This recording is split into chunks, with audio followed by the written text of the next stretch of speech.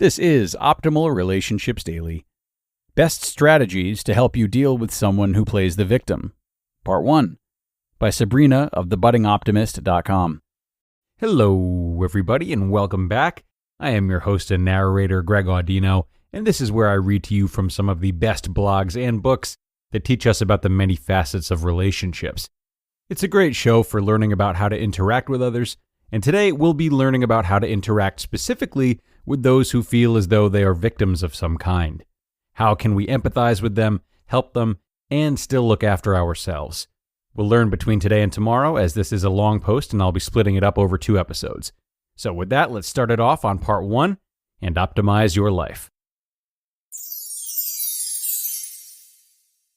Best Strategies to Help You Deal with Someone Who Plays the Victim, Part 1 by Sabrina of thebuddingoptimist.com. "You're out to get me. I just know it," the man said. I could sense his anxiety intensifying with each syllable. Even though I couldn't see his face on the other side of the telephone, I could tell he had angry, hot tears rolling in his eyes. I let out a silent sigh. Here we go again. The thought rammed through my mind and almost slipped through my teeth. Thankfully, I caught it just in time. I put on my best professional voice and explained to him, for what felt like the zillionth time, that there was no stealthy agenda, no evil plot, no cunning conspiracy of any kind going on here. His manager had given him a written warning for a mistake that shouldn't have been made by someone with his experience and training. As a member of Human Resources, I had personally reviewed the decision and agreed it was appropriate under the circumstances. He needed to take accountability and learn from his mistakes. End of story. But would he listen? No.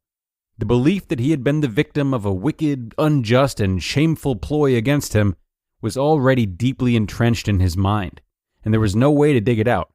Just like the last time he made a similar mistake at work, and the time before, there were always plenty of reasons why it was not his fault, and we were the bad guys for not accepting his perfectly reasonable rationale.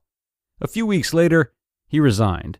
But before he left, he made sure everyone in the office knew how he was bullied by the company and driven out. I assume by the fact that you're hearing these words that you know someone like this, or a close version of it in your life. Perhaps it's a coworker, maybe it's a friend, or worse, someone you have to live with, and you don't know what to do with them. For them, life is always unfair and people unkind. Just listening to them makes you feel drained and exasperated, and even worse, they can make you feel guilty and lead you to question your own perception of reality. There's a name to this kind of behavior. It's called the victim syndrome, or victim mentality, and it's a real bummer. What is the victim syndrome or victim mentality? Victim syndrome or victim mentality are terms used to describe people who feel victimized all the time, even though most of their complaints are about trivial things. People with a victim mentality project a sense of helplessness and vulnerability. They often tell negative stories about themselves and use their experiences to arouse pity in others and seek validation for their suffering. People with this mentality also tend to have ongoing struggles in their social realm, as they like to view themselves as a victim across different kinds of interpersonal relationships. What are the signs of victim mentality? Not sure how to tell if a person has a victim mentality? Besides the traits I mentioned, also look for the following signs. They never admit their own shortcomings or recognize the role they play in a conflict. They like to exaggerate their negative experiences and feelings. Every little problem is the end of the world. They think that everybody, or almost everybody, is mean to them in some way. They believe they're helpless and have little control over their life. Their conversations usually revolve around their problems. They show little to no interest in listening to others. They seem to attract drama and misfortune wherever they go, and they lack self-confidence and like to think of themselves as being at a disadvantage compared to others.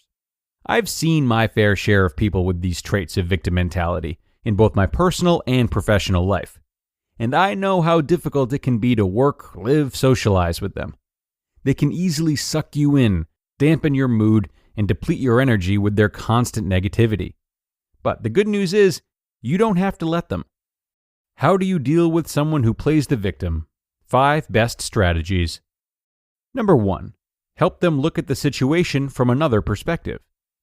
People who have a victim mentality often look at things from a narrow perspective. Take, for example, my story of that disgruntled employee who believed a well-intended corrective action harbored a sinister motive. They tend to focus on only one perspective of the situation, and it's usually a negative perspective, and forget that there could be another way of perceiving and interpreting the event. Even when there's a more logical and more positive explanation for what's happening, people with a victim mentality tend to default to the negative perspective, the view that others are intentionally trying to hurt them. The more they dwell on this negative perspective, the more resentful they feel, and the more they tell others, like you, about it, reliving the perceived negative experience over and over each time they recount the narrative. And in turn, they build up even more resentment. It's a vicious cycle. To help them break this cycle, you need to remind them that there are usually several sides to every story. Show them there's another angle to look at things when they're stuck in their tunnel vision. Here's an example. When someone with a victim mentality says, "So-and-so from accounting was standoffish when I asked her about my expenses today. She must not like me," you could say, "She probably had a bad day." We all have days when we feel irritated, and it's likely got nothing to do with you. To be continued. You just listened to part 1 of the post titled, "Best Strategies to Help You Deal with Someone Who Plays the Victim," by Sabrina of thebuddingoptimist.com. Okay, and thanks to Sabrina for a great start to this post. I really like where this one is going, but before we sign off and look toward part 2 tomorrow, I will just comment on the end part of what we've heard today. While it can be so incredibly helpful to offer new perspectives to those feeling like victims, it's best to pair that approach with first acknowledging the struggle that they are interpreting. Anyone is much more apt to feeling heard and supported when their feelings are first validated. Simply saying, "That sounds tough," or "That must be so frustrating," goes a really long way.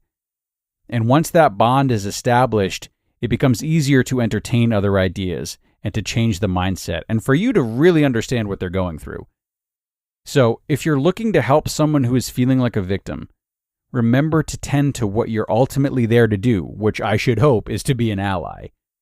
Then the two of you can explore other ways of interpreting the situation at hand. So think about that today. It's time to get going for now, though, everyone. But I thank you for being here and showing up for your relationships. And don't forget to tune back in tomorrow, where we will hear the rest of this post and where your optimal life awaits.